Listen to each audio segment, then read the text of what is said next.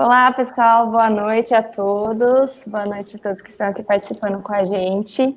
Sejam todos muito bem-vindos ao nosso segundo episódio da série de webinars Capacitação em Foco.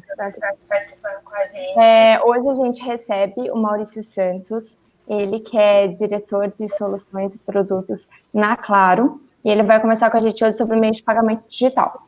Para quem não conhece o programa do Capacitação em Foco, é um programa de série de 5 webinars que a gente está fazendo desde a semana passada, na terça-feira, com temas importantes para a capacitação e conhecimento dos nossos telespectadores. Ele faz parte do projeto da InSocial, o projeto social da InGlobal, que é uma empresa de educação executiva que trabalha com missões de negócios no Vale do Silício e em Israel.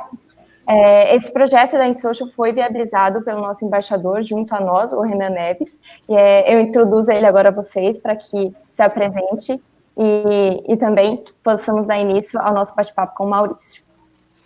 Olá, pessoal, muito boa noite, um prazer muito grande estar aqui com vocês. Maurício, muito obrigado por aceitar o convite, né? Tivemos ajuda também da Vanessa Pancioni, que tem nos ajudado com esse projeto, né? E o objetivo é, como a Júlia citou, nós precisamos levar o empreendedorismo, a inovação para o maior número possível de pessoas, né? Assim como o Lima, nós acreditamos no empreendedorismo como um dos caminhos para auxiliar o nosso país, né? E eu, como faço parte da TWM Simuladores, uma empresa que atua junto às universidades com simuladores educacionais, a exemplo, né, o simulador do peticionamento eletrônico para os cursos de Direito. Então, a gente convive com essa realidade e busca levar o empreendedorismo muito forte também dentro das instituições para criar pontes entre o mercado e a academia, né? E hoje, o Maurício nos deu a graça dessa presença e passo para que ele faça as maiores apresentações. Legal, obrigado, Renan, obrigado, Júlia. Agradeço também a Vanessa pelo convite de vocês para participar dessa live. É uma honra poder participar desse programa. Eu acredito muito no empreendedorismo como uma das formas de mobilidade social no Brasil, que é um dos pontos fracos que a gente possui e precisa endereçar, mesmo nessa situação de pandemia que a gente está. Eu trabalho na Claro há 3 anos, sou responsável por soluções e produtos financeiros, e vou falar um pouquinho, compartilhar um pouquinho das minhas experiências, um pouco do meu conhecimento aqui para todos vocês em relação a meios de pagamentos digitais, que é um assunto que está em alta nesse momento por várias questões regulatórias, questões de mercado, aumento da competição, novas tecnologias. Então, tem coisa bastante interessante para poder passar para vocês. E eu acho que cabe muito bem num programa de capacitação, porque a gente está falando de tecnologias novas, a gente está falando de um mercado novo que está se abrindo, e com certeza já estão surgindo e ainda vão surgir mais oportunidades de trabalho, empresas novas que estão surgindo. Então, para quem estiver interessado em conhecer melhor o assunto, para poder se aprofundar eventualmente, pensar em alguma função dentro dessas empresas que estão nascendo, com certeza, mesmo nessa situação de pandemia, eu diria que principalmente nessa situação de pandemia, porque os meios de pagamento digitais estão acelerando nesse momento, né, por algumas razões, é interessante em termos de oportunidade de trabalho para muitas pessoas. E também a gente tem visto uma explosão do número de fintechs no Brasil, né? As fintechs têm trazido inovação para o mercado, não só de pagamentos, mas serviços financeiros em geral no Brasil. Isso é extremamente válido. O Banco Central tem feito um trabalho fantástico de melhorar a regulamentação para promover uma maior competição no mercado brasileiro. A gente sabe que não é fácil, porque é um mercado que ficou muito consolidado em poucos players, mas com certeza, nem que seja em situações de nicho, há oportunidade de empreender nessas áreas no Brasil. E aqui espero contribuir um pouco com algumas ideias para vocês, para que vocês saiam daqui com algumas perspectivas, eventualmente, de poder atuar nessa área com grandes possibilidades de sucesso aí pelo crescimento do mercado. Podemos prosseguir para a apresentação, Júlia e Renan? Podemos sim, já estamos aqui com uma audiência, aguardando ansiosamente, acredito eu, pela sua apresentação. E, pessoal, só para avisar vocês, tá? O Maurício vai fazer a apresentação dele e no final a gente vai abrir para perguntas e bate-papo. Então, podem deixar no comentário aí do YouTube a dúvida de vocês, que a gente vai estar fazendo uma curadoria para poder responder no final, ok?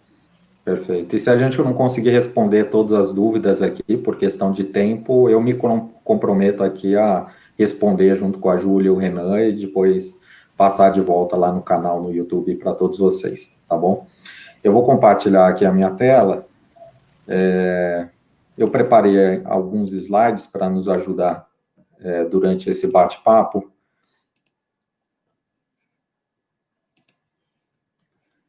Só para confirmar, Júlia, Renan, vocês estão vendo a minha tela, né? Sim, estamos.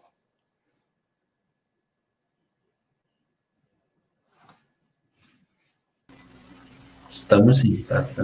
Tá, eu vou cancelar o compartilhamento, compartilhar de novo, porque tem uma questão do som.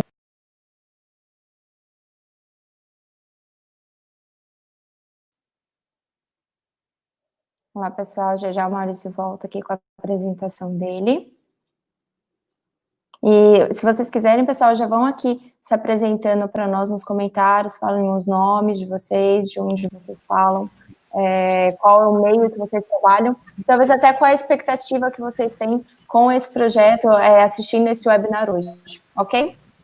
Isso. Quem gostar de maiores informações também sobre o projeto ou sobre a própria apresentação, já pode colocar o seu e-mail e aí a gente faz o envio também.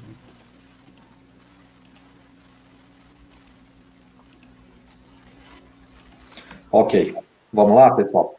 Então, já me apresentei aqui rapidamente, vou explicar um pouquinho a agenda que a gente tem para hoje.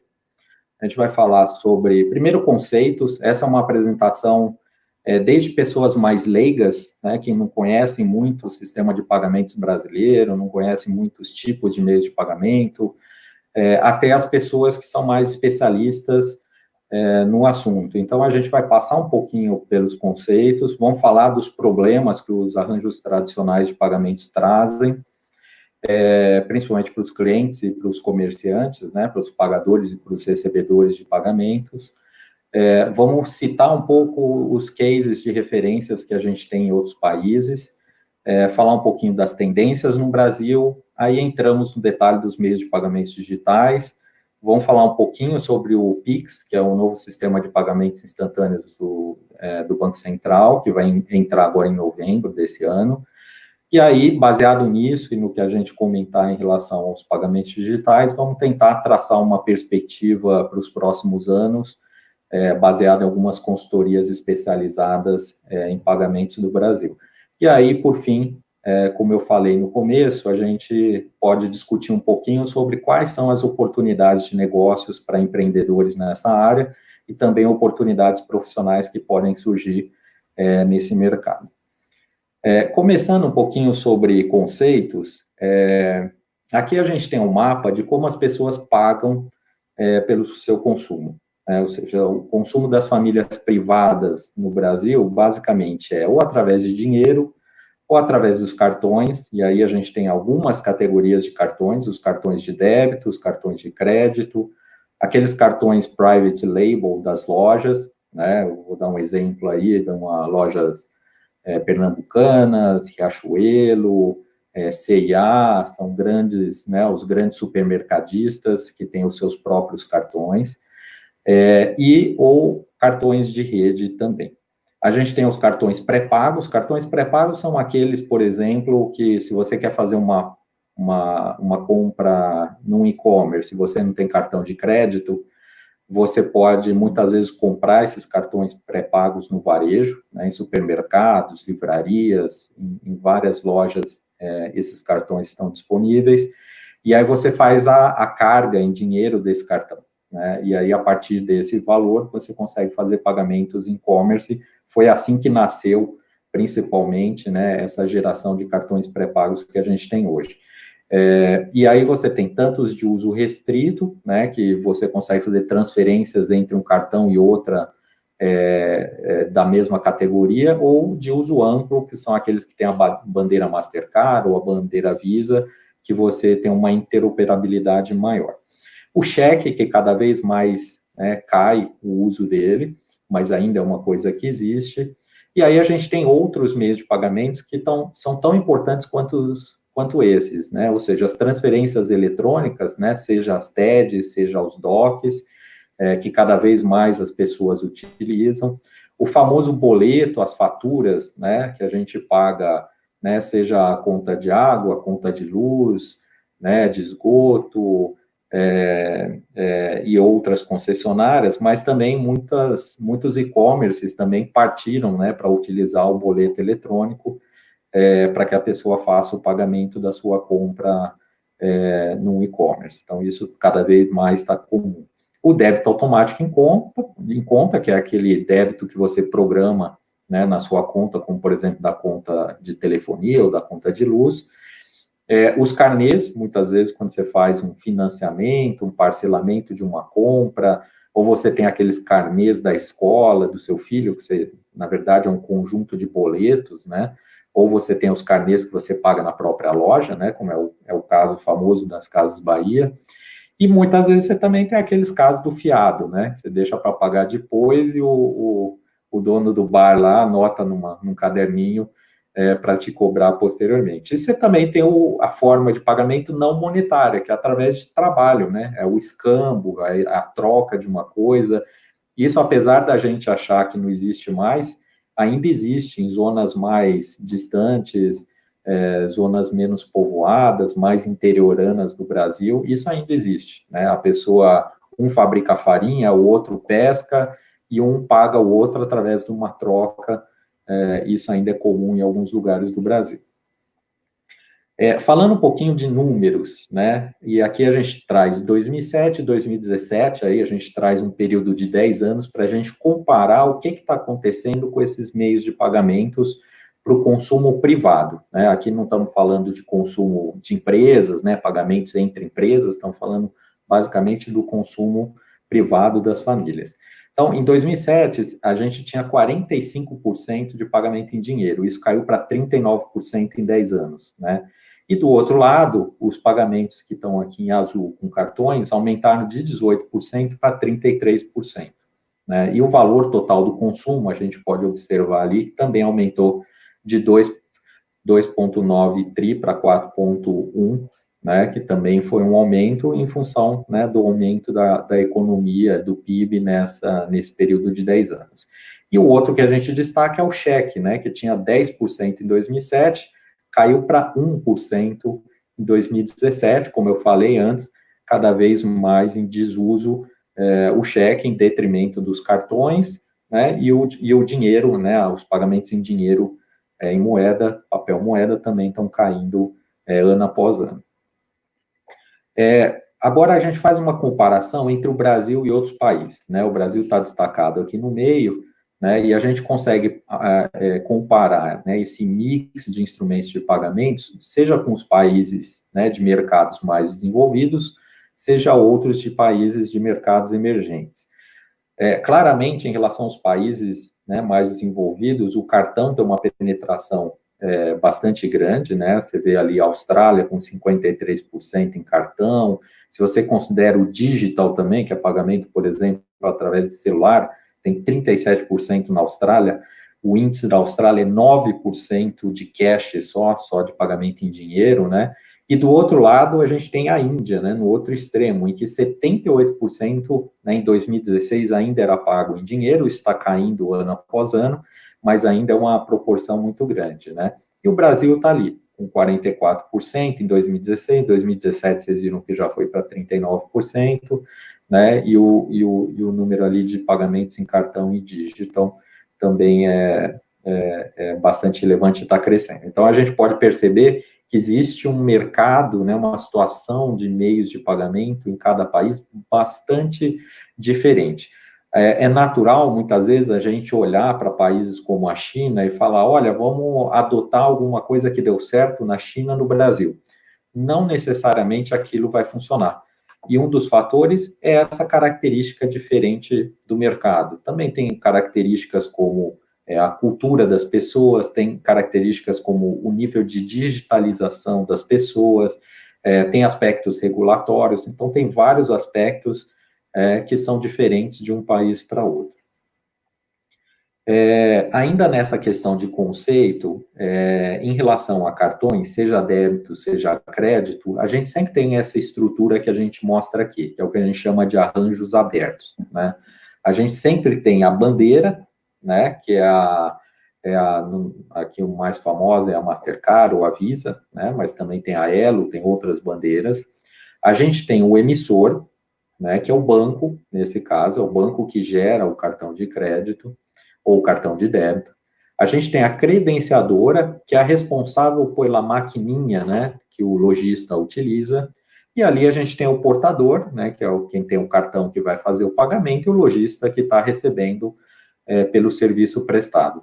E algumas vezes há um facilitador de pagamento, que são tecnologias, muitas vezes plugadas nos sistemas de POS dos lojistas, que fazem com que ele consiga atuar com várias credenciadoras, né? Às vezes a gente vê que o lojista tem aquela maquininha da credenciadora e outras vezes ele tem aquele PIN pad, né? Que é aquele tecladinho que não tem nenhuma marca de nenhuma adquirente ou credenciadora, né? Isso significa que ele está integrado no POS através de um software que se chama TEF, que faz ali uma integração daquele PIN pad com um sistema que se integra com uma ou mais credenciadoras. Então, esse é o arranjo tradicional.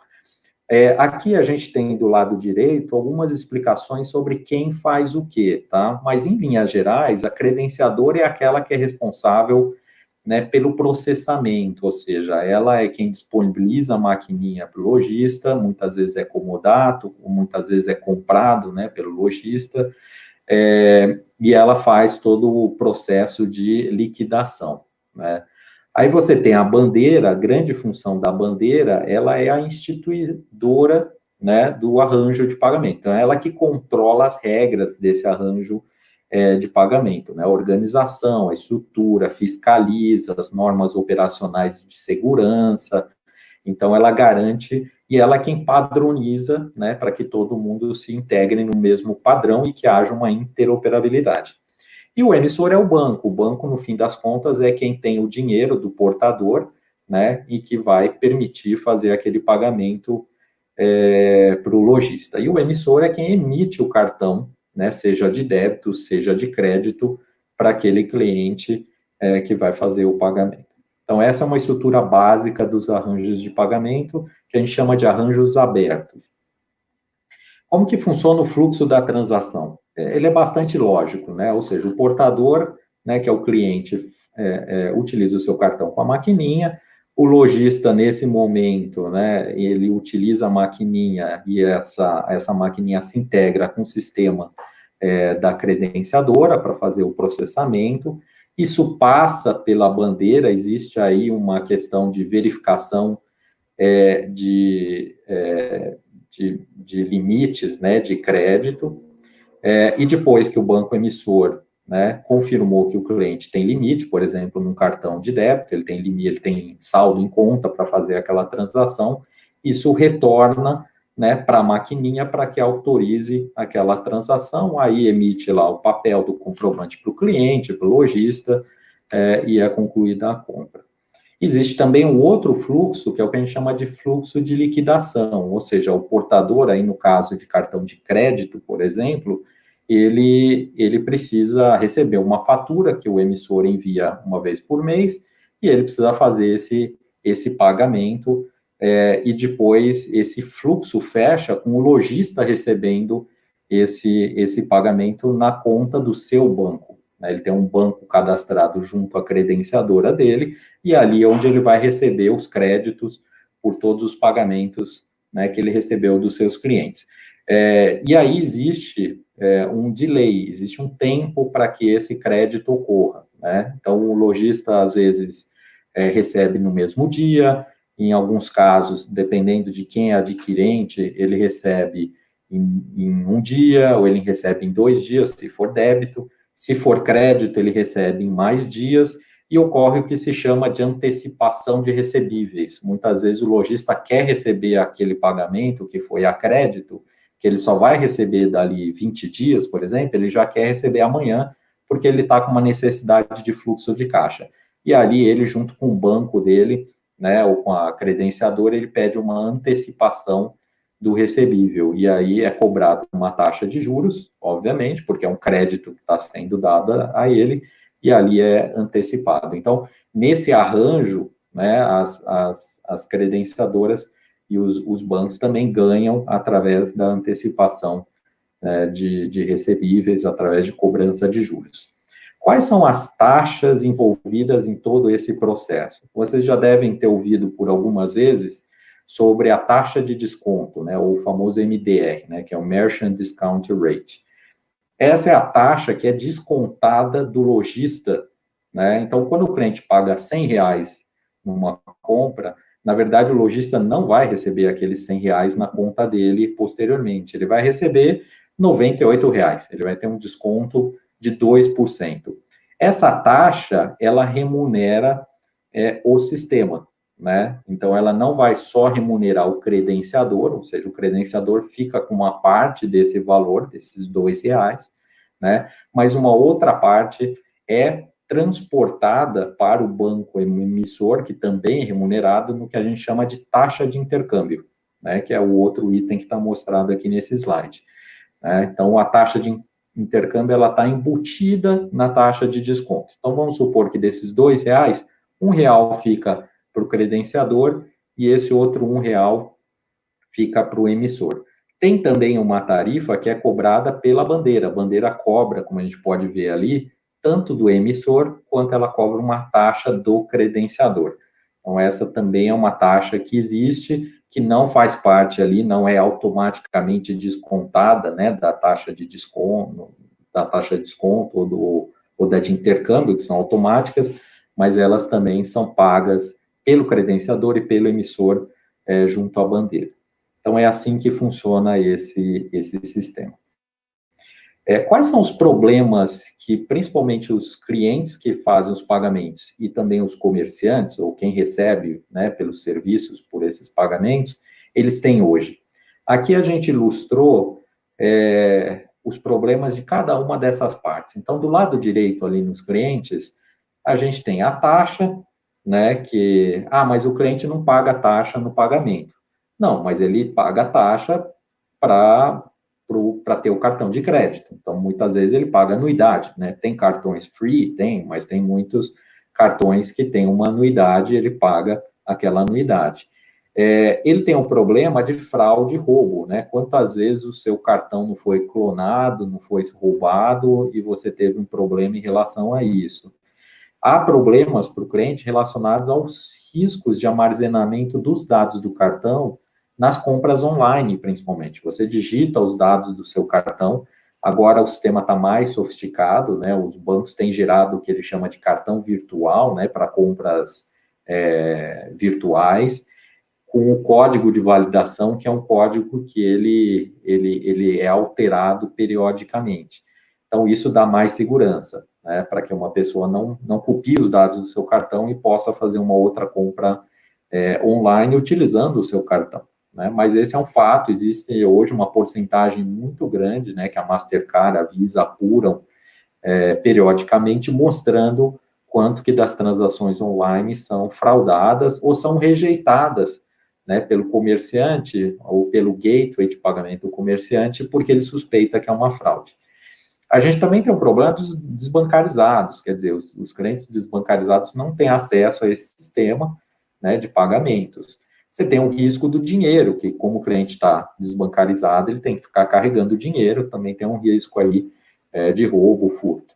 E também o problema da burocracia, né? Ou seja, para abrir uma conta em banco, para ter um cartão, geralmente esse processo é bastante burocrático, com muitos passos, muita documentação, muito demorado e muitas vezes cheio de tarifas que são cobradas pelos bancos. E do lado do estabelecimento comercial, a gente também tem outros problemas, né? A gente tem as taxas que eles pagam, né? Aí a gente está falando do MDR, que eu expliquei no slide anterior. A gente tem os custos dos terminais, que eles têm que pagar pelas maquininhas, seja ele comprar, seja ele alugar. Tem as fraudes online, porque a responsabilidade pela fraude, pelo que a gente chama de chargeback, né? O liability numa compra online, é do comerciante, porque na compra física, quando o cliente usa o cartão e ele pede o PIN, né, o código do cliente, ali o índice de fraude é muito menor, muito menor. E ali o banco ou a credenciadora, né, adquirente, eles assumem a responsabilidade se houver uma fraude, um chargeback. No caso das compras online, né, não presenciais, a responsabilidade é do comerciante. Por isso que muitos comerciantes, muitos e-commerces, rejeitam o seu cartão de crédito por suspeita de fraude, porque a fraude, né, se ele não recebeu aquele dinheiro, paciência, ele que fica com o ônus dessa situação, né, em geral. Também tem a burocracia do estabelecimento comercial se cadastrar, tem a maquininha, receber e tal, tem o risco do dinheiro se ele não está embutido no sistema, ele não tem a maquininha, tem que carregar dinheiro, né, e muitas vezes a gente vê a quantidade de pessoas no mercado informal, os autônomos, né, que não têm acesso a esse sistema e continuam, né, na informalidade. E acho que agora ficou claro, através do auxílio emergencial, mais do que 50 milhões de pessoas, ficou claro o índice, né, a quantidade de pessoas nessa situação informal, né, que eles chamam de os invisíveis, né, no sistema financeiro e de pagamentos do Brasil. Além desses problemas para o cliente comerciante, também tem um problema relacionado às tarifas, né, que são consequência do baixo nível de competição. Só contando uma historinha aqui para vocês, né, não sei, talvez quem tem um pouquinho mais velho, né, como eu, sabe que anteriormente a gente tinha a maquininha da Redcard e a maquininha da VisaNet. A maquininha da Redcard só funcionava com a bandeira Mastercard, e a maquininha da VisaNet só funcionava com a bandeira da Visa. Então, eram arranjos completamente não interoperáveis, né, distintos, de tal forma que os comerciantes tinham que ter várias maquininhas, 2 ou mais, dependendo da bandeira. Então, eles perguntavam para você, o seu cartão é Master ou é Visa? Se é Master, ele trazia a maquininha da Master, né, da Redcard. Se era Visa, ele trazia a maquininha da VisaNet. Então, ele tinha um custo duplicado ali de ter 2 maquininhas, ter uma logística mais complicada, né? Então, tinha uma série de desvantagens, e, além disso, era um mercado consolidado com 2 grandes sistemas de pagamento. A primeira coisa que o Banco Central fez, anos atrás, foi garantir a interoperabilidade, ou seja, a maquininha da VisaNet, que virou, né, Cielo posteriormente, e a maquininha da Redcard, que virou Rede posteriormente, passaram a atuar com todas as bandeiras. Tá? O Master, a Mastercard, a Visa, a American Express, a Elo, que surgiu posteriormente, a Hipercard, a Hiper, que estão até aqui do lado direito desse slide, né? Só que o que o Banco Central achava, né? E o Banco Central abriu para que outras adquirentes passassem a atuar no mercado. Então, aí surgiu a Elavon, que depois virou Global Payments, né? Depois virou Stone, né? Foi comprada pela Stone. A gente tem a Global Payments, a gente tem a PagSeguro, e outras aí menores, né? A PIN, a maquininha da Credicard, e outras que foram surgindo, né, aí no mercado. Só que o grande problema é que, ao mesmo tempo que houve esse movimento, né, de abrir o mercado das adquirentes, inserir novos players nesse mercado, e que todas atuem com todas as bandeiras, ocorreu o que esse slide está mostrando aqui para vocês. Ou seja, os grandes bancos compraram as adquirentes e verticalizaram o negócio.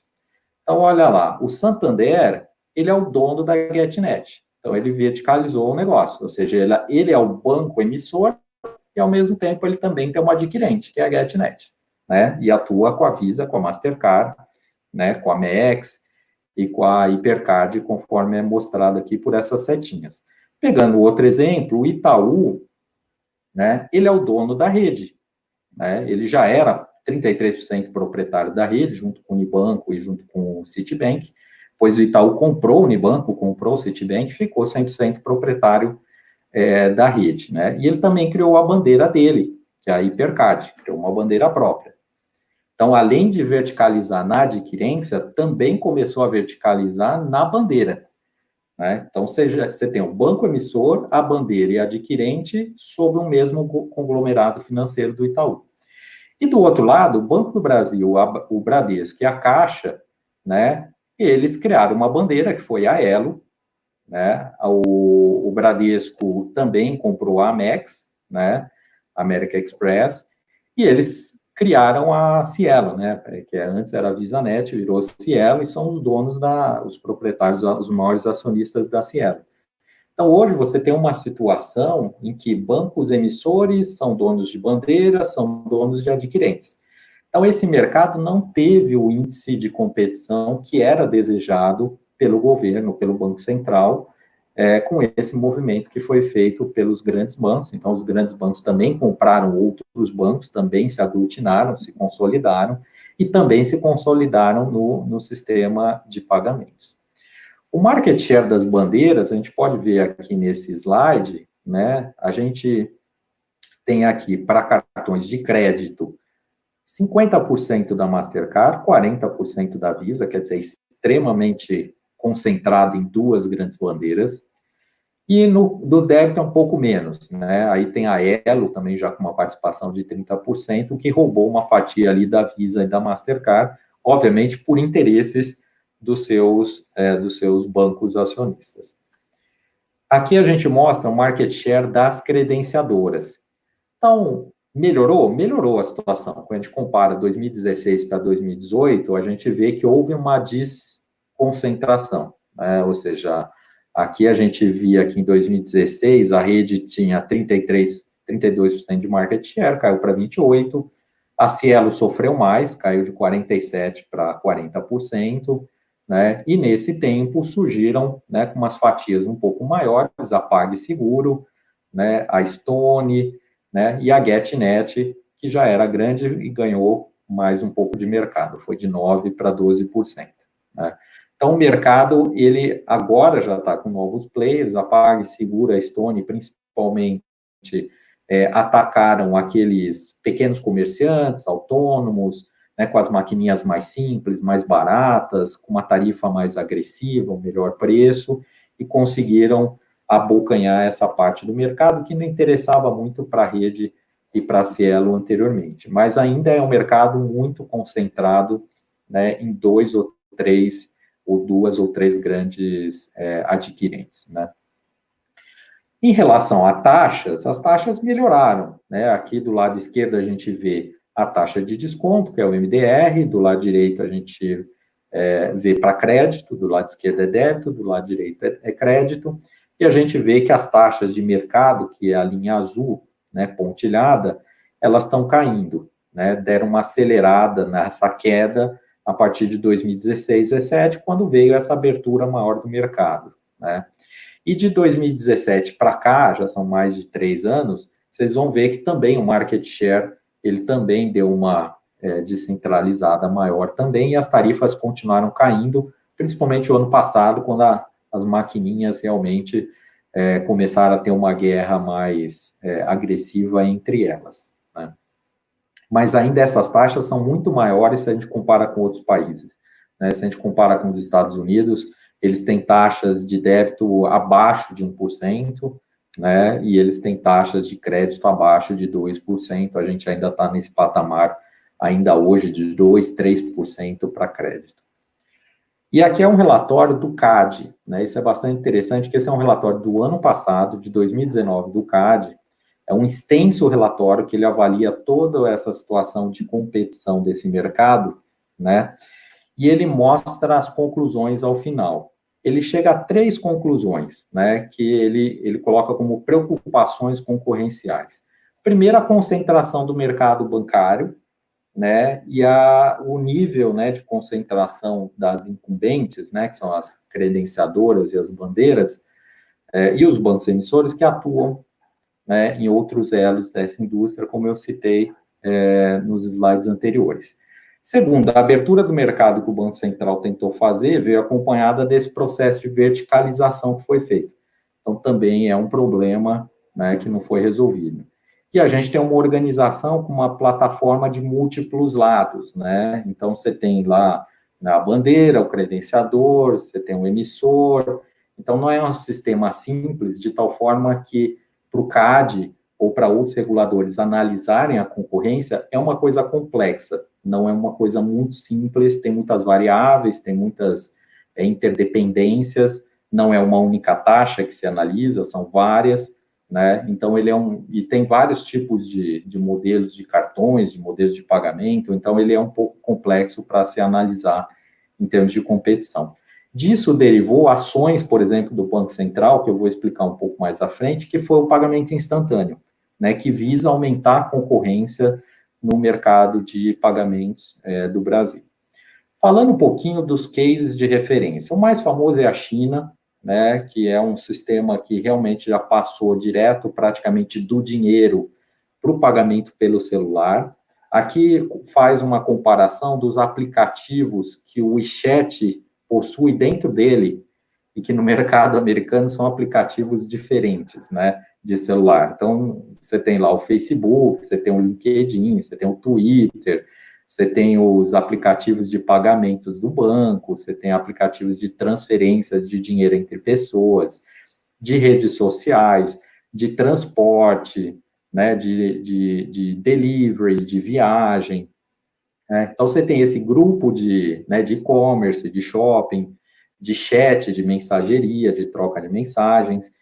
E aí, o WeChat, né, na China, ele criou, dentro de um único aplicativo, todas essas funcionalidades. Então, ele cobre todo esse ecossistema, é o que a gente chama de super app, né? É um aplicativo que tem vários aplicativos dentro dele.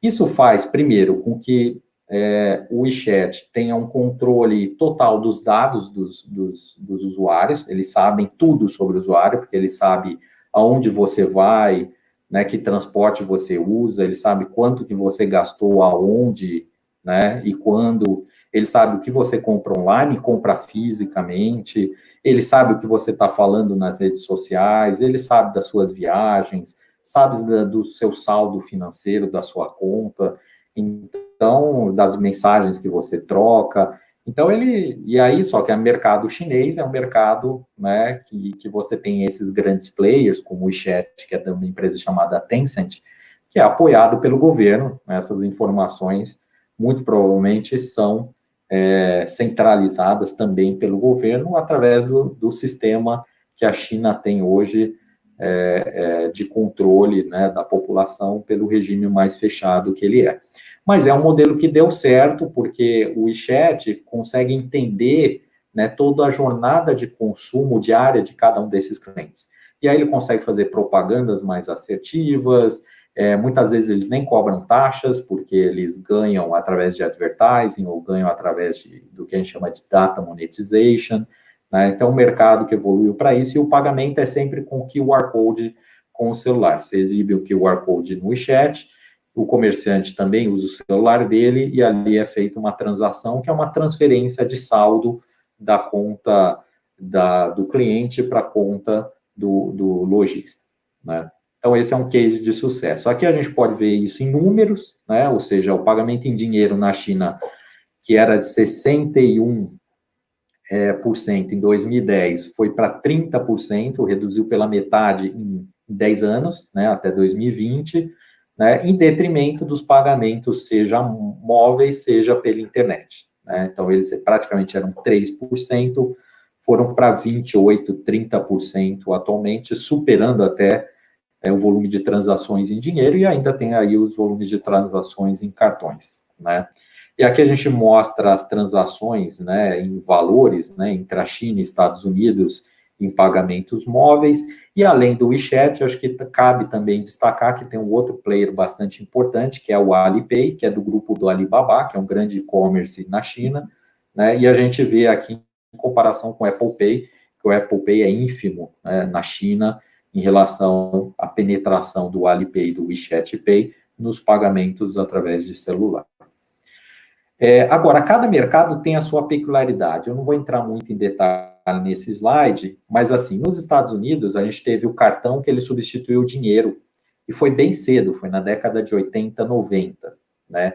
Hoje a taxa de pagamentos em dinheiro nos Estados Unidos é muito baixa. Só que o que isso criou? Isso criou a dificuldade de substituir o cartão tradicional pelo cartão com chip, que é aquele cartão que pede o PIN.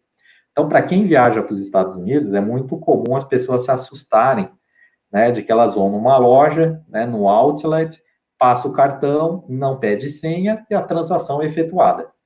Isso é como era muitos anos atrás no Brasil. Hoje, no Brasil, você tem mais do que 95%, 99% dos cartões que tem o chip, né, que pede o PIN para dar mais segurança no momento daquela transação.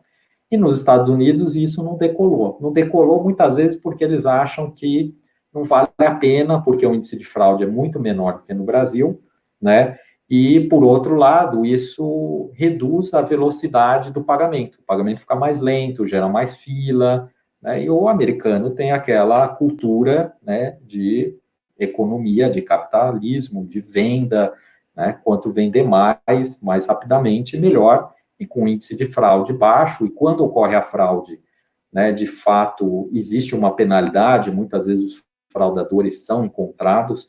Até tem um case aí interessante para contar para vocês. Eu morei 3 anos nos Estados Unidos. E eu estava lá, eu acho que há um mês, né? No primeiro mês primeiro, segundo, terceiro mês, acho que dentro de 3 meses, o cartão da minha esposa foi clonado, né? A gente não sabia onde, mas houve transações que não fomos nós que fizemos. Eu liguei para o cartão, bloqueei o cartão, pedi o chargeback, né? Contestei aquelas transações indevidas. O cartão reembolsou, né, se responsabilizou, até porque foram transações no meio físico. Só que depois de um tempo, bate na porta da minha casa um policial, né? E aí eu falei, bom, estou aqui nos Estados Unidos há 1, 2 meses, já vou ser preso, né? E aí, na verdade, o que aconteceu é que eles vieram avisar que eles tinham encontrado o fraudador, né? Que era, pelo que eles nos contaram, era o gerente de uma loja, de um outlet, que tinha pego o cartão da minha esposa e tinha clonado ali no momento da compra dela. E eles pegaram pelas câmeras. Então, eles fizeram uma análise de inteligência para identificar transações indevidas nos vários cartões de vários clientes naquela localidade e viram onde esses clientes tinham feito compras em comum nos últimos dias. E aí, identificaram algumas lojas. E nas lojas, eles pediram as câmeras para avaliar e aí identificaram a pessoa clonando o cartão. E aí, eles queriam que eu fizesse um depoimento, né, para justificar e para ajudar lá na prisão e no julgamento lá da pessoa, do fraudador. Então, nos Estados Unidos, realmente ocorre um nível menor de fraudes, e quando ocorrem, existe um sistema, né, de polícia, de investigação e judiciário que funciona. Então, lá eles preferiram não ir para o modelo do chip. O Brasil já adotou o modelo de chip, porque aqui tem muita fraude, né? Então, o Brasil hoje já tem uma quantidade de cartões bastante alta, né? E aí, na China, ela passou direto do dinheiro para o celular. Ela não tinha uma taxa de cartões como o Brasil tem hoje, por exemplo. Que os países africanos, eles passaram do dinheiro para o celular, só que não por aplicativo, por QR Code. Eles passaram muitos anos atrás o que se chamava de mobile money, que era por SMS. Havia uma necessidade no Quênia, por exemplo, que existe um case famoso, que é da M-Pesa, que é da Vodafone, que era que eles viviam longe das famílias e tinham necessidade de transferir dinheiro para os familiares. Então, eles criaram como se fossem quiosques, banquinhas que recebiam dinheiro, faziam um crédito no celular via uma transação de celular, e a pessoa via SMS e mandava para o parente dela. O parente dela ia, né, num outro quiosque, uma outra banquinha da sua outra cidade, e fazia o saque daquele dinheiro. Isso funcionou, essas remessas funcionou bastante nesses países africanos. E hoje é difícil adotar o QR Code, o pagamento por aplicativo, porque a cultura já é do SMS, daquele aplicativo mais simples que existia nos celulares mais simples anteriormente. Eles também não têm uma penetração de smartphones como ocorre na China, ocorre no Brasil, em outros países, né, ou países mais desenvolvidos. Então, a questão principal aqui é que cada mercado tem sua peculiaridade, tem o seu momento, tem a sua característica, tem a sua cultura, e cada um deve seguir um caminho diferente, não necessariamente o mesmo caminho. Quais são as tecnologias, né, que estão surgindo para pagamentos através do celular? Uma que é a NFC, que é aquela em que você aproxima o celular da maquininha, né, para fazer o pagamento, com Apple Pay, Google Pay, Samsung Pay e outros. Você tem uma de Bluetooth, que não é tão comum. Você tem a MST, que é usada pelo Samsung Pay, que ela emula a transação de tarjeta, da tarja magnética, né, do cartão, e o QR Code, que é o que está ganhando mais penetração no Brasil e é o que fez mais sucesso na China. Por que o QR Code está ganhando mercado em relação ao NFC? Porque o NFC, ele precisa que o celular tenha essa tecnologia, né, de NFC, não são todos os modelos de aparelhos que tem, e ele precisa que a maquininha tenha essa tecnologia. As maquininhas já estão, a grande quantidade, já está mais que no 80%, 90%, já estão adaptadas ao NFC. Mas os celulares não. Isso vai ter uma curva de substituição dos aparelhos, principalmente para a população de classes C, D e E no Brasil. O QR Code não. O QR Code é uma tecnologia em que você só precisa da câmera do celular, basta ter um smartphone, né? Então, é por isso que o QR Code cresceu na China e está crescendo ainda mais no Brasil. Quais são os outros enablers de pagamentos digitais? O que está ajudando a crescer essa onda, né, de pagamentos digitais? A nova geração de consumidores, né? Então, antes, cada vez mais, as pessoas que não eram educadas tecnologicamente, né, estão envelhecendo, né? E cada vez mais estão envelhecendo aqueles jovens que já nasceram plugados no iPad, se você falar de um celular que não é touch, essa geração nem sabe mais o que é, não consegue imaginar algo que não seja touch, né? Você tem uma penetração plena de smartphones. Hoje, no Brasil, você tem mais do que 90%, 80%, 90% de penetração de smartphones. Você tem só uns 10% daqueles aparelhos mais simples que não funcionavam com aplicativos, né, com Android e iOS da Apple. Você tem a popularização dos wearables, né, relógios, pulseiras, tudo conectado ao celular. Você tem o crescimento dos IoTs, né, que são aqueles equipamentos, geralmente sensores, na casa conectada, que estão conectados numa rede Wi-Fi ou numa rede de celular e que também permitem, muitas vezes, pagamentos. A gente vê o case do Sem Parar, que você vai no McDonald's, outro dia eu esqueci minha carteira, lembrei na hora que eu já estava dentro do drive-thru do McDonald's. Aí meu filho falou, e agora? A gente já fez o pedido, como que a gente vai pagar sem carteira? Aí eu lembrei que meu carro tinha o Sem Parar, e aí ele desconta na fatura do Sem Parar. Isso, na verdade, o sensor do Sem Parar atrelado a um sistema de pagamentos, né, e obviamente o restaurante também tem um sensor que lê o Sem Parar do veículo, isso é um IoT, né, que é o que a gente chama de internet das coisas. E a biometria, seja a biometria dos dedos, que já está muito disponível em muitos celulares, seja a biometria facial, né, com reconhecimento facial, para garantir que aquela pessoa realmente é a dona daquela conta para fazer um respectivo pagamento. Então, quando a gente olha aqui o nível de desbancarizados no Brasil, né, que a gente viu aí a questão do auxílio emergencial, ainda é alta, né? Agora não estão mais desbancarizados porque eles têm a conta da Caixa, mas isso vai levar ainda um certo tempo. A gente tem um índice de penetração de smartphones que é alta, a regulação que está melhorando com pagamento instantâneo, né? E o mercado que é muito concentrado em poucos players ainda, né, e com margens bastante altas, cada um deles, isso significa que há uma grande oportunidade de negócios em pagamentos móveis e de inclusão financeira digital dos clientes no Brasil.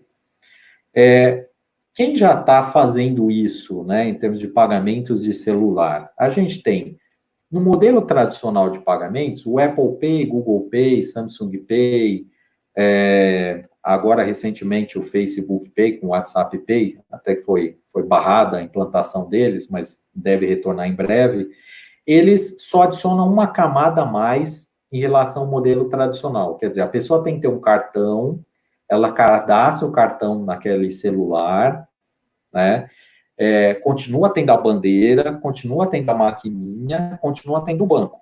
Então, ele não elimina nenhum player do sistema. Ele só adiciona o celular como uma forma de fazer o pagamento mais simples, sem contato e mais rápido, né? E você tem os arranjos fechados, que é, por exemplo, o arranjo do IT, né, que foi lançado pelo Itaú ano passado, né, em que ele não tem a bandeira. Quer dizer, ele elimina a bandeira, ele usa o adquirente ainda que é a rede, né, para o estabelecimento usar e exibir o QR Code, né, para o cliente ler através do seu celular com o aplicativo do IT. Ou ele faz a transação de celular para celular, sem adquirente também, sem precisar da maquininha, né? Então, esse é o que a gente chama de arranjo fechado de pagamentos. Muitos outros estão fazendo isso. A gente vê o Mercado Pago fazendo isso, né? A PagSeguro com PagBank, tem a Cielo Pay, que lançou o aplicativo, tem o PicPay, né, que está fazendo muita publicidade ultimamente, tem o Nubank com Nuconta, né? Então, hoje a gente tem vários players entrando nesse tipo de arranjo fechado de pagamentos. Aqui a gente tem um mapa desses vários players, né? Então, cada um está atuando de uma forma diferente e talvez com um interesse diferente também. Então, por exemplo, esses daqui, que são os wallets digitais, como eu falei, eles não bancarizam a população, eles não estão criando uma conta digital. Eles só estão facilitando o pagamento pelo celular, mas cadastrando o cartão de crédito ou de débito que você já tem que ter, né? Aí você tem as startups de pagamentos, como o PicPay, né, que já fazem um arranjo fechado de pagamentos, só que eles têm um grande problema que é base de clientes. Eles não têm base de clientes, o custo de aquisição de novos clientes deles é muito alto. Não é à toa que eles oferecem muito cashback, muitos benefícios, muitos incentivos para conquistar aquele cliente, para o cliente fazer pagamentos e usar o seu sistema, né, usar o seu aplicativo. Do outro lado, a gente tem o retail, né, os varejistas. A Via Varejo, com as Casas Bahia, lançou o Banqui, né, que é um banco digital que vai tornar eletrônico aquele famoso crediário da Casas Bahia, né? Você tem a Magalu, que lançou o Magalu Pay, a AMI, que é das Americanas, da B2W, do Submarino. Então, eles estão mais interessados em fazer um arranjo fechado de pagamento para as compras em suas próprias lojas, físicas ou virtuais. Por quê? Porque eles eliminam os players do sistema de pagamentos.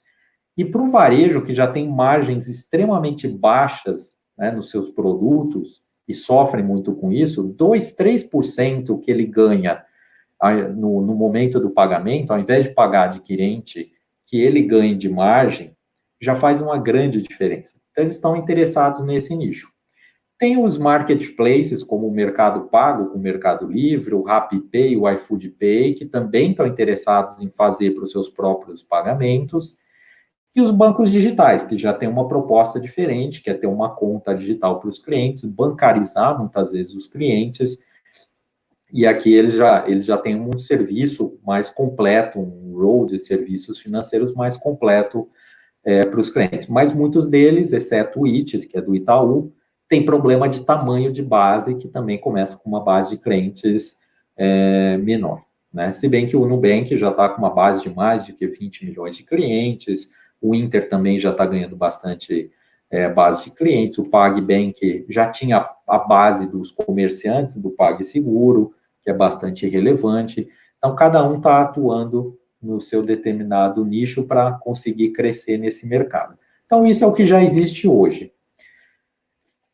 Aqui a gente fala um pouquinho sobre como era o pagamento, como é hoje, como deve ser no futuro, né, em relação a pagamentos digitais. Então, hoje o pagamento era, como eu expliquei antes, né, com aquelas categorias que eu mostrei, né. Atualmente, a gente tem a entrada desses novos players com esses arranjos fechados de pagamento por celular, usando o QR Code, que são as carteiras digitais, ou usando NFC, né, são os mobile payments, né, os pagamentos invisíveis, né, como sem parar, esse tipo de modelo, cada vez menos cheque, cada vez menos vouchers em papel, cada vez menos dinheiro. Praticamente cheque deve sumir. E a gente também começou a ter o P2P, que é a transferência de um para o outro nesses arranjos fechados. Eu tenho conta Mercado Pago, você também tem, você é um lojista, eu sou um pagador, eu transfiro um dinheiro para você. Ali eu já fiz o pagamento. Isso é o que a gente chama de peer-to-peer, né, de uma pessoa, de um par para outro par. E como vai ser no futuro? Cada vez mais a gente vai ter penetração desses meios de pagamentos digitais, né? Então, as carteiras, os wallets digitais, que agregam várias formas, cartões, contas, através de um único aplicativo de celular. Você vai ter os mobile payments com celular, em que você tem uma conta digital atrelada, num arranjo fechado de pagamentos. Os pagamentos invisíveis, os pagamentos instantâneos, que eu vou falar no slide seguinte, e com QR Code, com criptomoeda, Bitcoin, né, com biometria e blockchain. Biometria não é a forma de pagamento, mas a forma de se autenticar. São tecnologias que devem crescer. Até biometria facial. Na China já está crescendo um método de pagamento que é o Smile Pay. Ou seja, não adianta só você ficar parado na frente de uma câmera, porque ela quer uma prova de vida. Ela quer garantir que você está vivo ali, que não é uma foto que você está mostrando para enganar a câmera, né? Então, você dá um sorriso, no momento que você sorri, ele autentica, sabe que é você, já tem associado a você um número de conta, se você tiver saldo, ele debita e pronto, você pagou o seu McDonald's. Então, é assim que deve funcionar no futuro também para todos nós. O que é o pagamento instantâneo do Banco Central? Que é um assunto que todo mundo tem ouvido bastante, né? Ele já tem até uma marca, né, que é Pix, né? Powered by Central Bank, né, by Banco Central, e aqui ele tem uma estrutura de como ele vai funcionar. Então, entre o recebedor e o pagador, você tem o que eles chamam de os provedores de serviços de pagamento, que tem a conta transacional, né, o participante indireto, o participante direto, né. O participante direto é quem vai estar integrado diretamente ao Banco Central, né? E o indireto é que se integra a um participante direto, e aí se integra ou com o lojista ou com o recebedor, tá?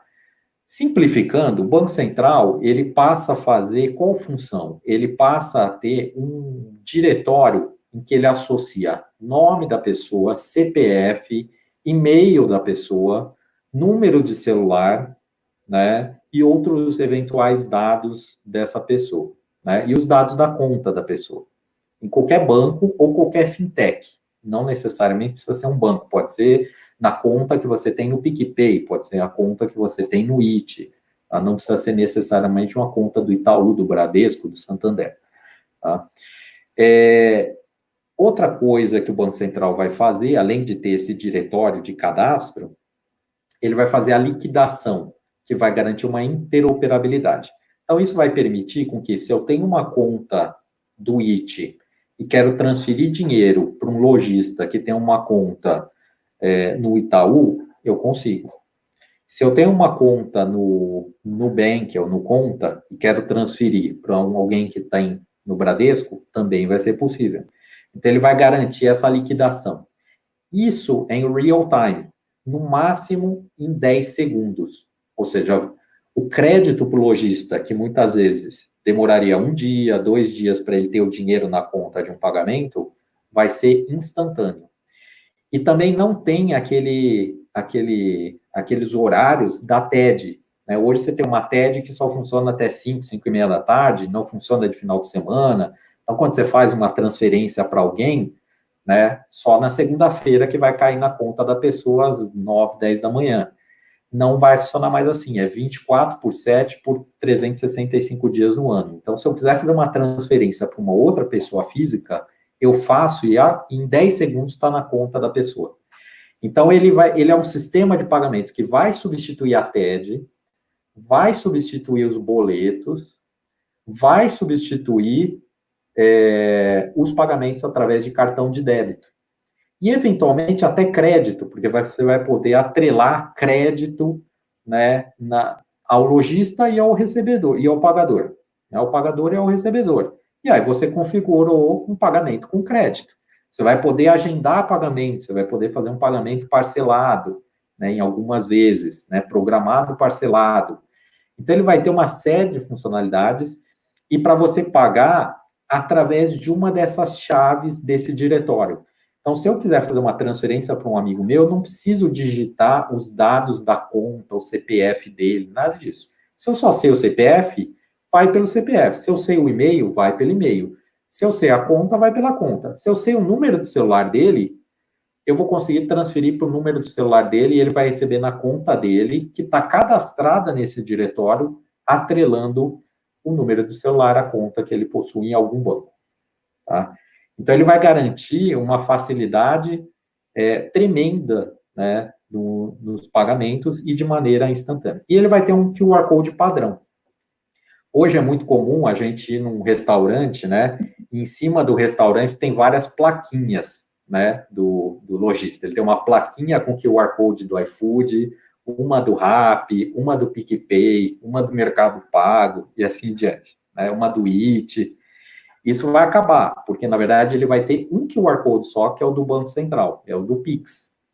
E na hora que você for pagar com o seu celular, você lê esse QR Code e, naquele momento, você escolhe até como você quer pagar. Você pode pagar, se você tem conta em 3 bancos, você pode escolher com que banco você quer pagar, né? Desde que todos já tenham aderido ao Pix e, na verdade, os bancos foram obrigados a aderir ao Pix. Todos vão estar conectados ao Pix. Tá? Então, assim, ele vai revolucionar, é a nossa projeção, que ele realmente vai revolucionar o sistema de pagamentos brasileiro.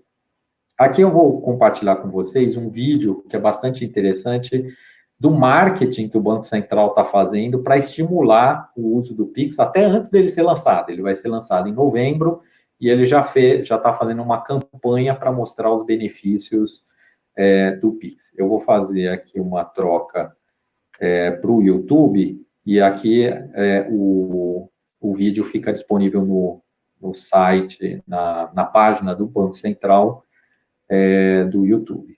Vou compartilhar aqui com vocês. É um vídeo super rápido, menos de 2 minutos.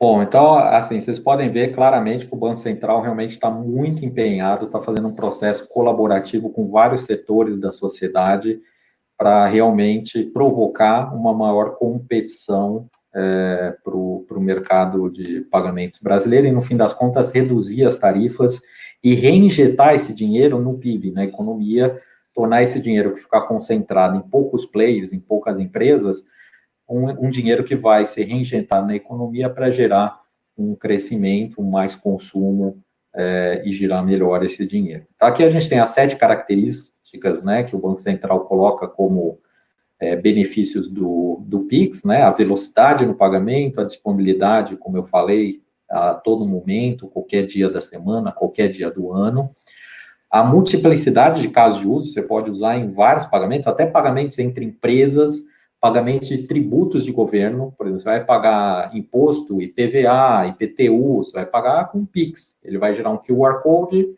e você paga ali também instantâneo, né? Então, isso vai gerar uma série de benefícios, inclusive para os os governos, né? Esferas federal, estadual e municipal.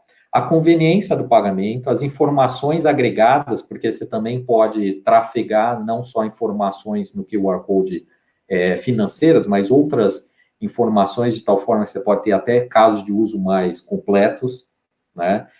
Você vai ter um ambiente aberto para maior competição, né? E segurança. E também tem a questão da higiene, né? Esse é um material do Banco Central de antes da pandemia, mas eles têm destacado bastante a questão de que as pessoas não querem mais digitar, né, no PINPad, no teclado da maquininha para fazer um pagamento com essa situação, né, do coronavírus. Então, o fato de você pagar à distância, né, com o QR Code, vai facilitar, inclusive, essa questão de ter menos pessoas se contaminando no momento do pagamento. Já foi feito um processo de adesão ao Pix, a gente tem 980 participantes, né, em processo de adesão.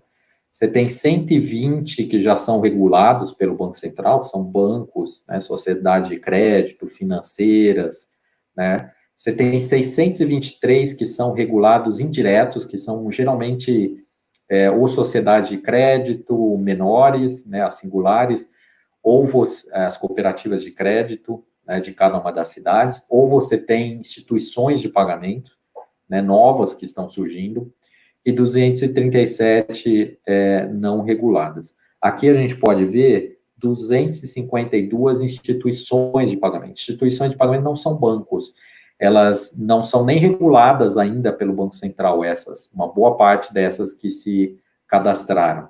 Em algum momento, dependendo do volume de transações, elas passam a ser reguladas.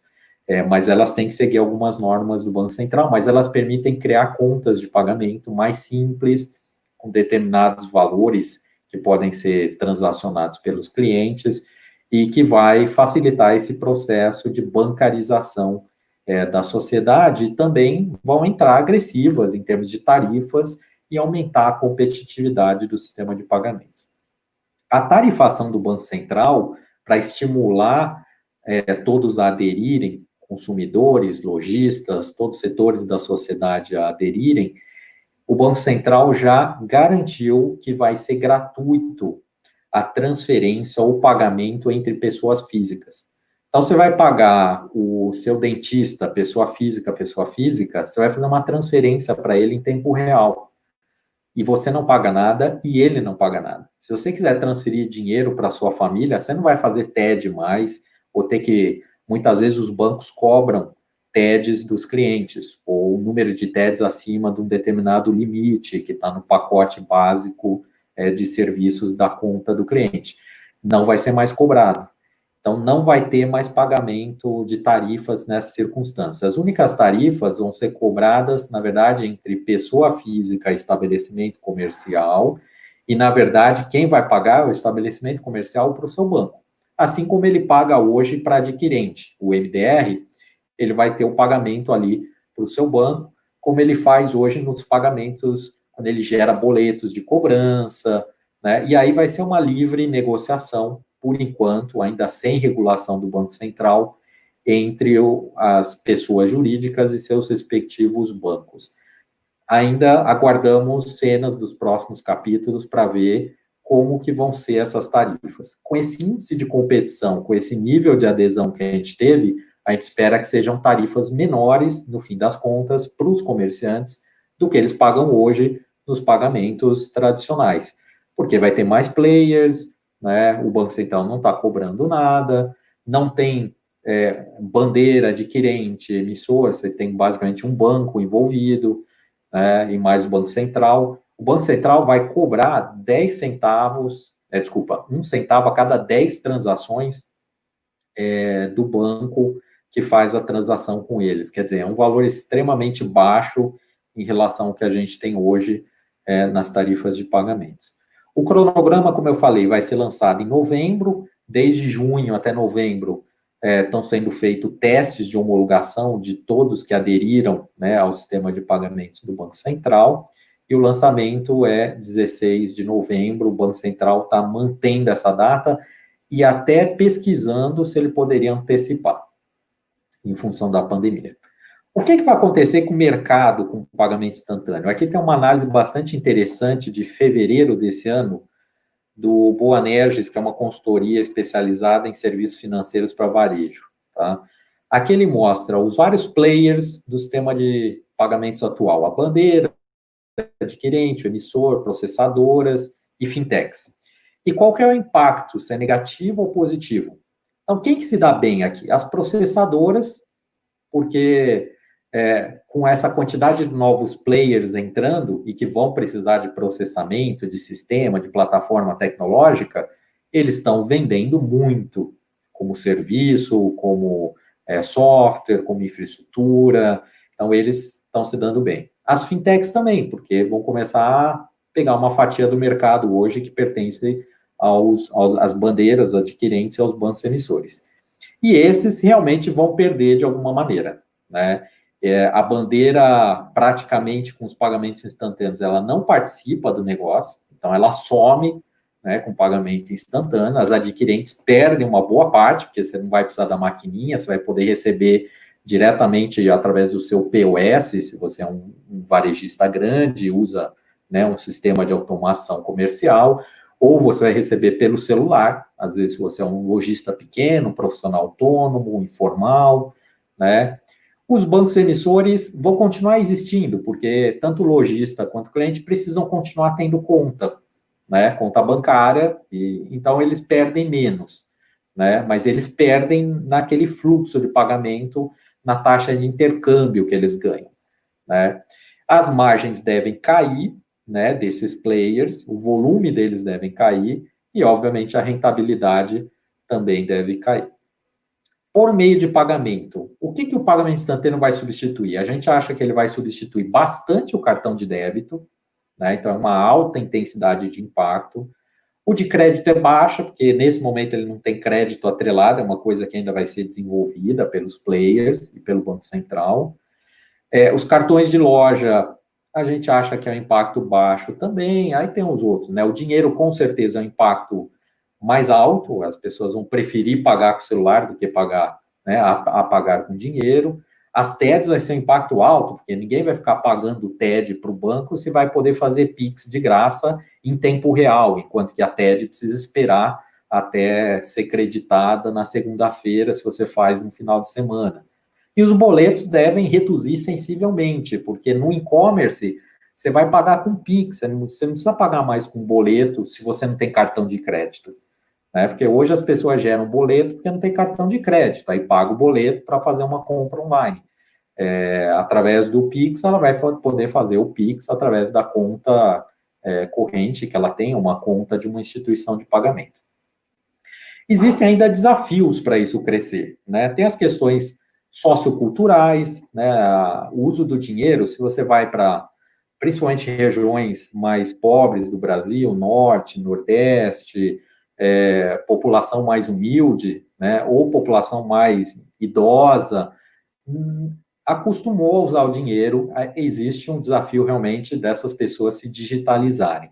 Mas eu até falo para os meus amigos, até a minha mãe já é viciada em celular, adora celular, usa as redes sociais e tem 74 anos.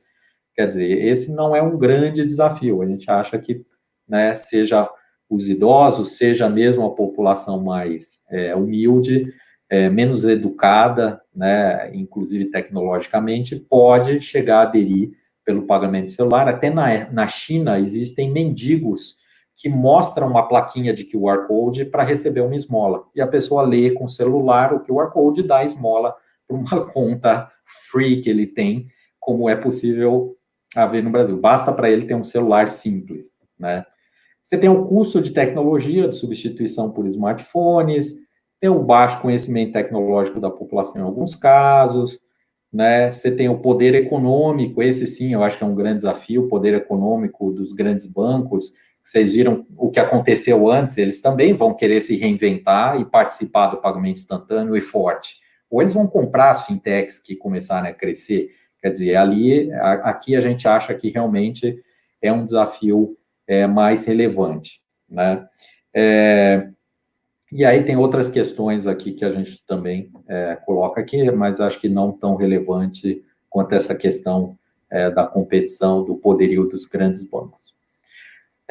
Falando um pouquinho das projeções, a gente falou lá atrás de 2007 a 2017, agora vamos olhar os próximos 10 anos, 2019 a 2029. Né? Aquele 39%, que agora é 31% em 2019 de dinheiro, né, a gente espera em 10 anos virar 11%.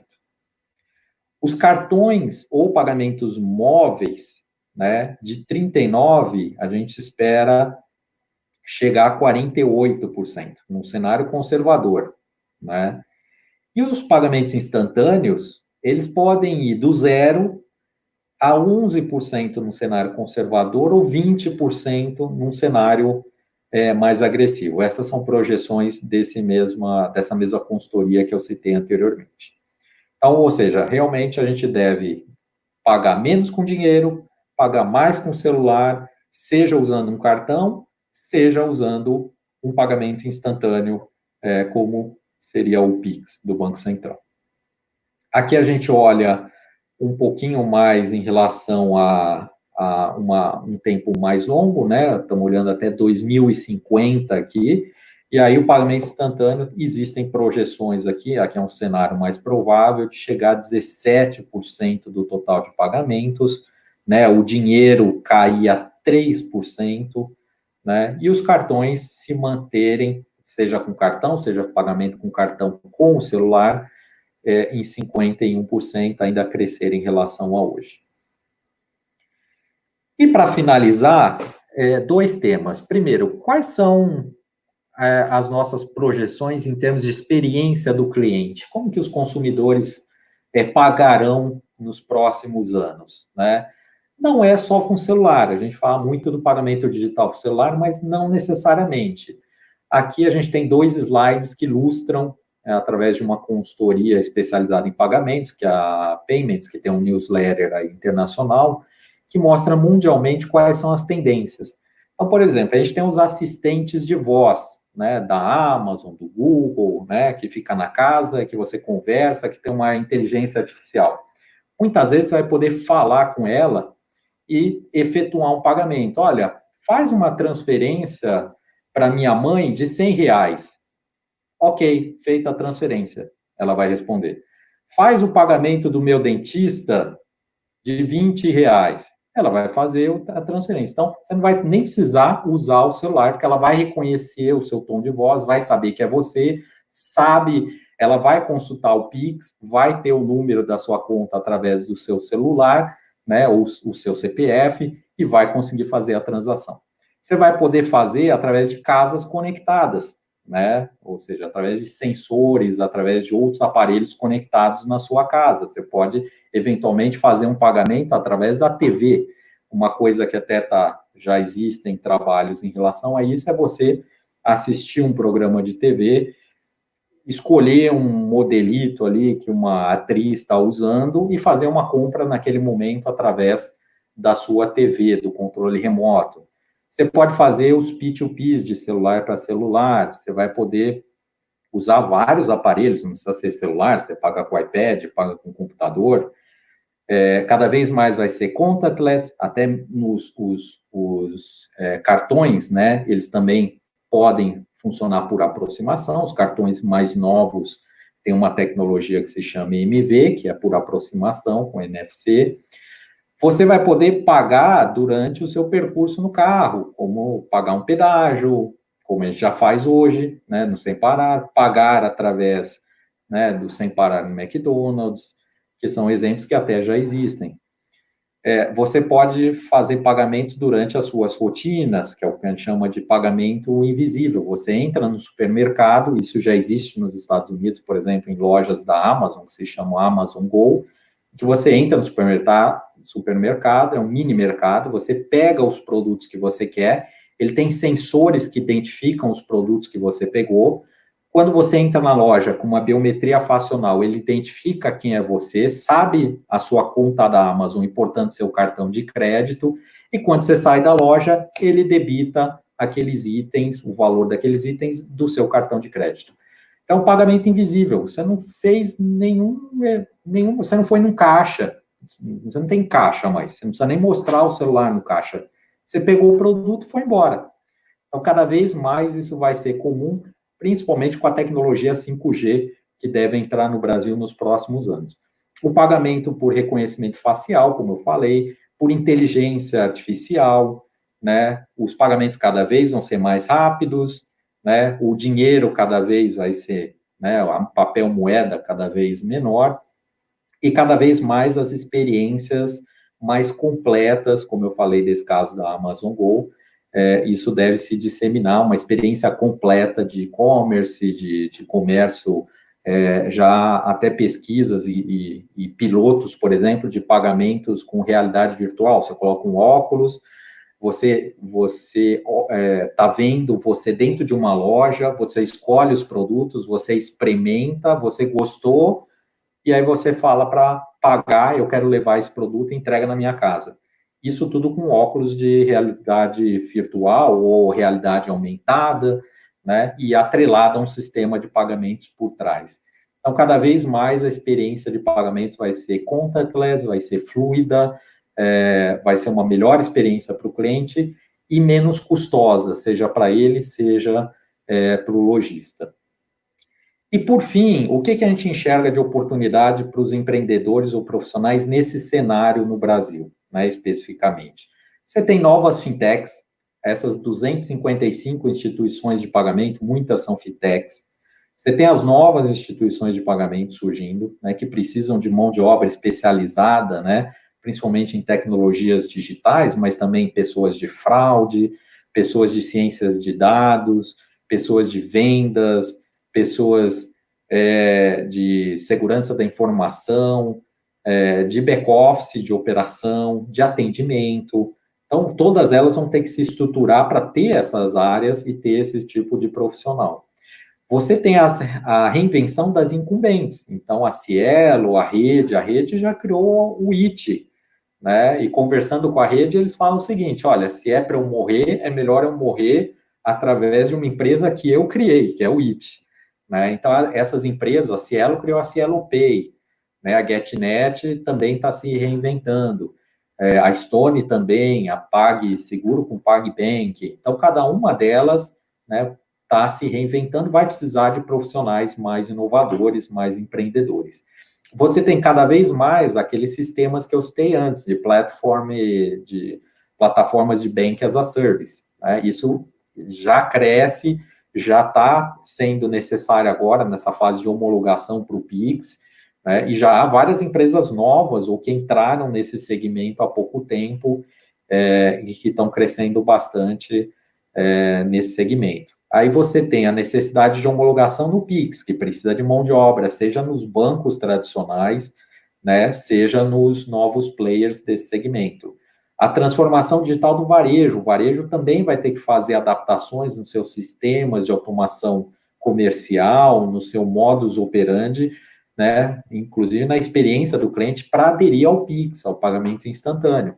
Então, precisa de gente capacitada nessas áreas, né, ou de empreendedores que ofereçam soluções para os varejistas. A pandemia também tem a nova normal, que constitui um cenário também diferente, inclusive para essa questão de pagamentos contactless. E aí você tem o e-commerce, que está crescendo, principalmente nessa fase de pandemia, ou o conversational commerce, que é o pagamento através de mensagens, né, de WhatsApp, Messenger, RCS do Google, outro tipo de mensageria, que deve crescer nos próximos anos. E com a pandemia acelerou. E que também precisa de profissionais. Tem muitas empresas que não estavam no e-commerce ou estavam fracas no e-commerce, que estão sofisticando, estão criando as suas lojas virtuais. E aí precisa de mão de obra também especializada ou de parceiros de negócios, empreendedores nessas áreas. Então, em geral, essa situação do mercado abre várias oportunidades para quem realmente é criativo, é inovador, estudioso, está aderente ao novo contexto, está antenado, né, ao novo contexto, e que muitas vezes vai olhar alguns nichos e aí surge uma oportunidade, seja profissional, seja para criar uma empresa ou sofisticar o seu negócio atual, tá bom? Bom, queria agradecer a todos.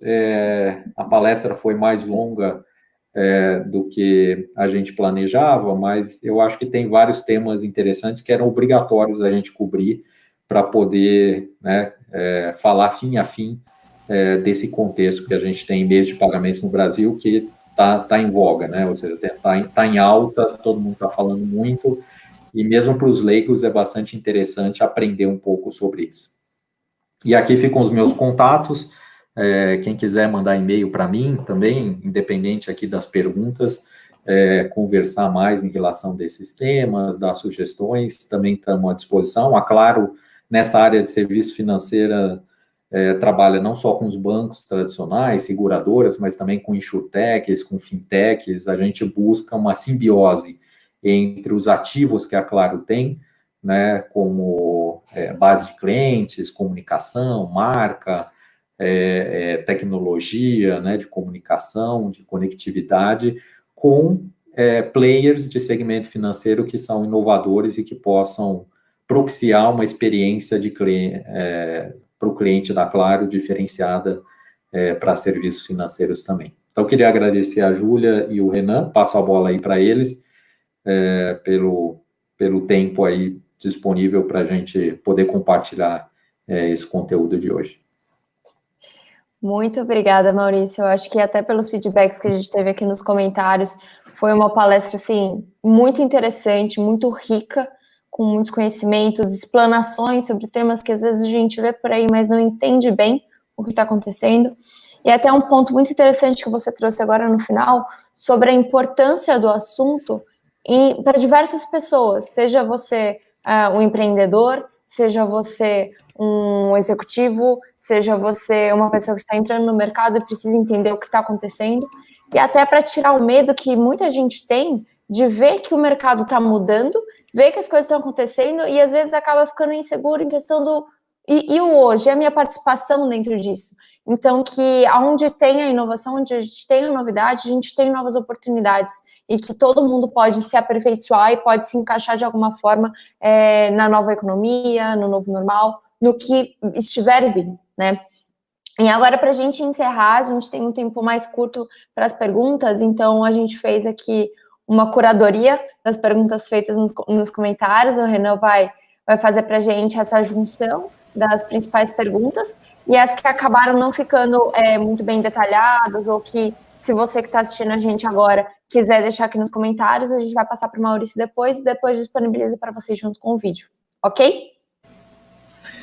Bom, faço minhas palavras da Júlia, né, os comentários lá todos com bastante elogio, tanto ao conteúdo quanto à sua desenvoltura, né, realmente é muito didático, né, a gente sabe que eu sou da área técnica, né, sou formado em computação, então eu sei que a terminologia, às vezes é difícil você abordar um assunto, até por ser novo, e não entrar na parte técnica, né, mas você conseguiu muito bem, e todos elogiaram muito bem ali.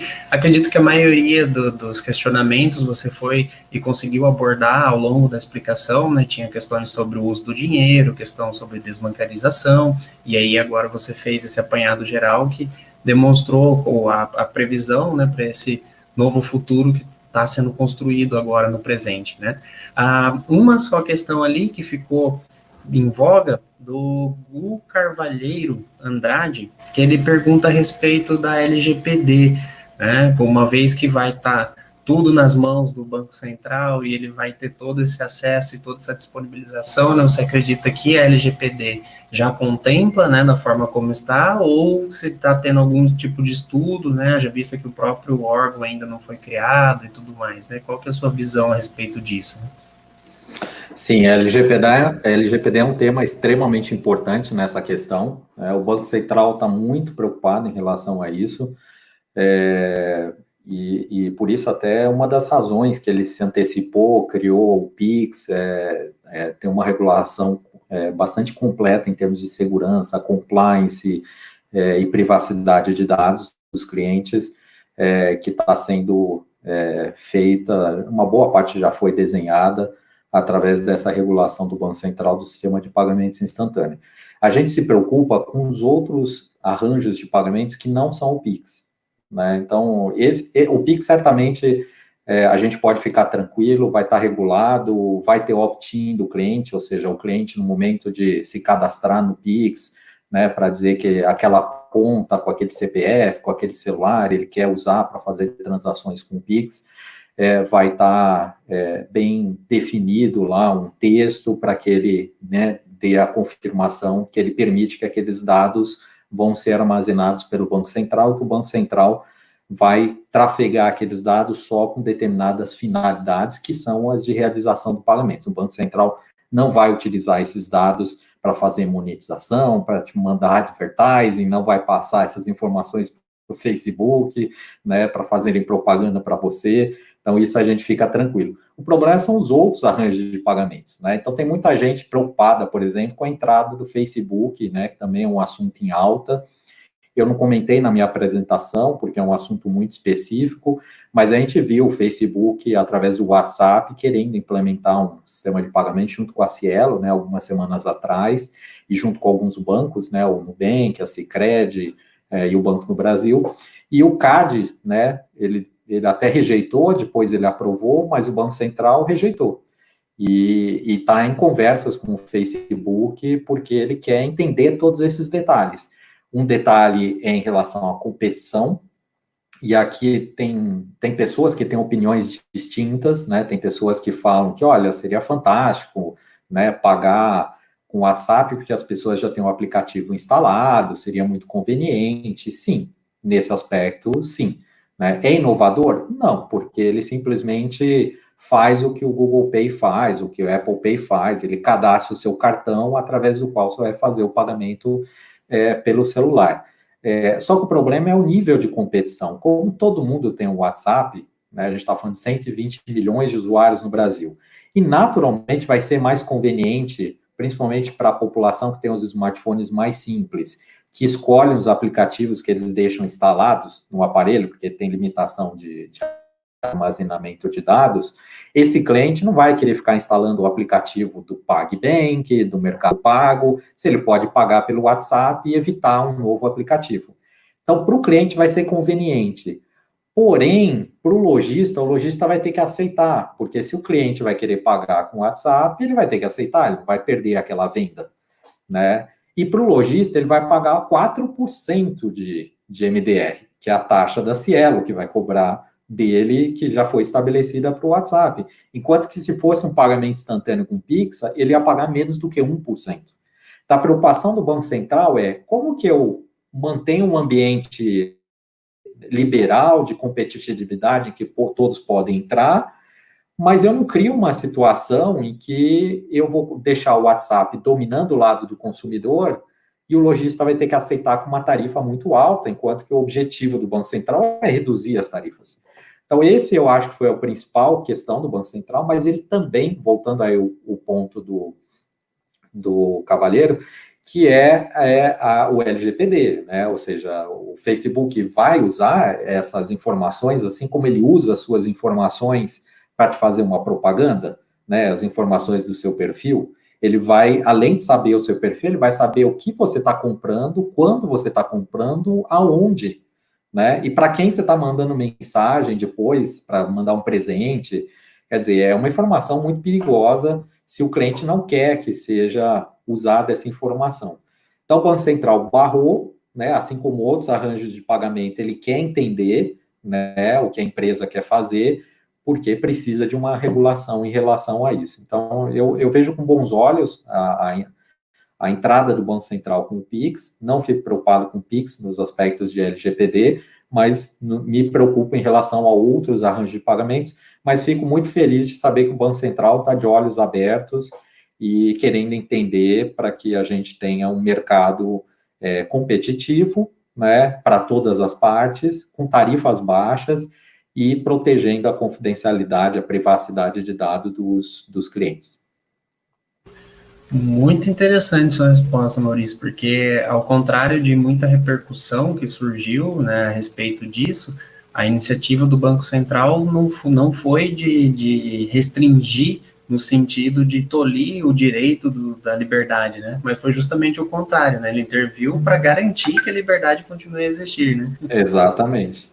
E aí tem gente que fala, poxa, mas nós somos um país liberal, capitalista, né, mercado aberto, não deveria ter intervenção do governo, mas o governo tem um papel de regulador, e o CAD está aí, o Banco Central está aí, para a questão da competição. A gente não pode criar monopólios, a gente não pode sair de um sistema que a gente tem 4, 5 bancos dominando o mercado de pagamentos, com essa verticalização que eu expliquei, né, e o Banco Central tentando, através do PIX, mudar esse cenário, e sair dos bancos e entrar num outro cenário, com outros 2 players também concentrando. Né? Então, isso é papel, sim, do Estado, de regular para garantir essa competição do mercado. Né? O problema é quando o Estado faz o contrário, como a gente vê na China, né? Que o Estado manteve lá o Alipay, o WeChat Pay, inclusive porque ele recebe as informações, muito provavelmente, desses players, e para ele é mais fácil ficar com 2 players. Quer dizer, quando o Estado está apoiando os monopólios, aí né, e não apoiando a competição, aí é o que realmente a gente não poderia ter no Brasil. Isso ficou até bem claro com essa questão da pandemia, né, em que o aplicativo fazia justamente esse controle do isolamento e tudo mais, e você não conseguia entrar nos lugares, né, tinha um totem que você escaneava o QR Code, e se você não tivesse autorizado, você não entrava. Exato. E tem uma questão ainda relacionada à LGPD, que é o Open Banking, né, que eu não citei na apresentação, que não é só de pagamentos, é de sistema financeiro, que vai permitir com que o dado financeiro seja do cliente. Que hoje, quando você migra a sua... quando você compara, por exemplo, as operadoras sofrem muito com o que a gente chama de jogo de rouba-monte. Né? Até o presidente da Claro, o José Félix, ele já falou isso até no evento de uma Future Call. Pô, as operadoras ficam brigando de rouba-monte, porque um cliente sai de uma operadora, vai para outra, vai para outra, vai para outra, e vai baixando os seus valores de plano, né? E as operadoras são muito competitivas no Brasil, apesar de existirem 4 ou 5 operadoras, mas é bastante competitivo, né? Só que, em contrapartida, né, quando você olha o sistema financeiro, o tempo que um cliente fica com uma conta em um banco é muito maior do que o tempo que ele fica com a operadora de celular. A portabilidade existe, mas é muito mais complexa. E outra coisa, o outro banco não leva o seu histórico. A única coisa é aquilo que eles falam, né? Cliente bancário desde a data tal, porque antes só falava cliente desse banco desde a data tal, e aí você tinha dificuldade de crédito muitas vezes. Então, isso foi resolvido. Mas o outro banco não tem seu histórico de crédito, não tem seu histórico de investimentos, né? E nem você tem, né? Quando você sai de um banco. E o Open Bank vai acabar com isso. O dado é do cliente. Então, se eu estou saindo do Santander, estou indo para o Itaú, eu vou levar esses dados comigo, e eu vou autorizar o Itaú a mandar esses dados ou o Santander a mandar esses dados para o meu novo banco, para o Itaú, e aí o Itaú vai continuar fazendo uma análise de crédito, de investimentos, usando o meu histórico bancário, e não só o histórico que eu tenho com o novo banco. Então, isso também, obviamente, vai ter questões de LGPD, né, que se configuram nessa situação, mas a autorização e o dado é do cliente, acima de tudo. Muito legal. Gente, a gente vai ficando por aqui, tá? Maurício, de novo, muitíssimo obrigado pelo seu tempo, por todo o seu conhecimento. Acho que todas essas informações também são coisas muito novas e que trazem sempre uma mudança muito grande. Então, a gente sempre tem que estar atento ao que vem. Até sigam o Maurício nas redes sociais, no LinkedIn, que acho que são players muito interessantes para a gente se manter atualizado, para a gente buscar sempre conhecimento, aproveitar esse momento de pandemia, onde existem vários canais de informação para a gente ver o que está acontecendo. E a questão da informação, do conhecimento e desenvolvimento foi o que liderou esse nosso projeto do Capacitação em Foco, né? Que é a vertente da InSocial, que é trazer o conhecimento para toda a sociedade e ajudar o Brasil a se desenvolver e sempre trazer o melhor dentro das empresas, dentro dos profissionais. Então, eu queria encerrar, novamente, obrigado, Maurício, e trazer para vocês as datas e temas dos próximos episódios, dos nossos próximos webinários, da série de capacitação em foco, e também agradecer ao Maurício e ao Dante, que foi o nosso último palestrante. Tá bom? Então, coloca aí em tela a foto, né, das capacitações e para mostrar que realmente é necessário essa capacitação, né, o mundo não parou, né, você vê a previsão aí é para novembro com um estudo de antecipação, então se a liderança não colocou lá o seu CFO, não colocou o seu financeiro para analisar todas essas questões, a hora que volta toma um outro impacto, um outro choque, porque não se preparou para o que está acontecendo, né, está sendo divulgado, os estudos estão sendo feitos, né, então vai acontecer. Então, a gente montou temas que se entrelaçam justamente para que a capacitação seja o foco. Bacana, então a gente vai pôr aqui na tela. Maurício, você quer dar um último recado aí para o pessoal? Não, eu só queria reforçar que eu me comprometo a responder todas as perguntas que surgiram, que foram colocadas aqui no chat. Entre hoje e amanhã eu vou estar respondendo todas elas, porque, pelo que eu estou vendo aqui, são várias perguntas muito interessantes. Eu gosto do assunto, com todo prazer eu vou estar respondendo. E agradeço a Júlia, o Renan e a Vanessa pelo convite, novamente. Fico à disposição para outros eventos, para falar de outros temas, se necessário, nesse programa de capacitação. Vou assistir às outras palestras, são extremamente interessantes, com certeza, e convido a todos a também assistirem às outras palestras, porque acho que essa é uma excelente iniciativa e que a gente tem que dar todo o apoio, e agradecer a todo mundo que participou hoje. Obrigado, boa noite a todos. Boa noite, muito obrigado.